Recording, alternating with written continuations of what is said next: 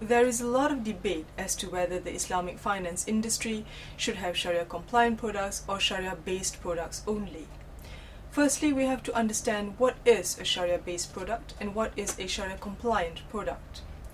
A Sharia based product, if I could put it simply, is where you structure a product which invests directly in Sharia compliant assets, and the returns are directly derived from that particular Sharia compliant asset and do not reflect anything else other than the returns made from the trading, for example, of that particular Sharia compliant asset. However, this is different from a Sharia compliant product.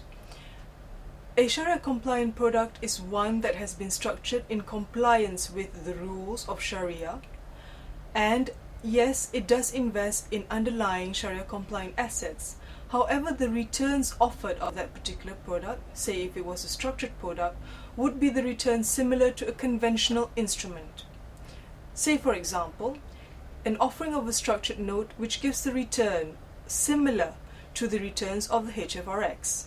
Such a product may be questioned by the critics of the industry, who say that the Islamic finance industry should only produce and offer Sharia-based products, which of course offer the returns purely from the trading of Sharia-compliant instruments or Sharia-compliant assets and do not mimic the returns of a non-compliant instrument. And with many other newly developed industries or newly developed sectors, is still finding its feet. And at the moment, it relies on its relationship and it exists within the wider conventional spectrum. Islamic finance and banking industry does not exist in isolation. It exists within the wider banking spectrum. In other words, wherever you offer a Sharia-based product, the proceeds from that particular Sharia-based product will actually find its way into the wider economy via perhaps even a conventional bank.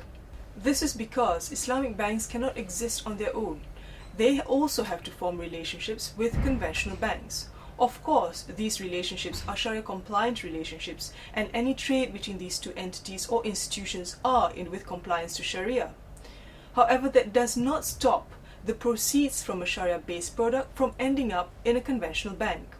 However, these products should be able to offer returns which are comparable to conventional products without using a swap structure, for example, therefore making it a Sharia-based product rather than the so-called controversial Sharia-compliant product which we see in the market at the moment. Another point to note is that a Sharia-compliant product has been approved as Sharia-compliant by a board of Sharia scholars. This means that the structure for that particular product has been put before a board of Sharia scholars who have examined the legal relationships and the entities existing within the structure. This particular structure would have been approved as being Sharia compliant and would have been confirmed as being fine in terms of the rules of the Sharia. As an analogy, we can take, for example, the sale of a bottle of soft drink, but priced at the price of a bottle of wine.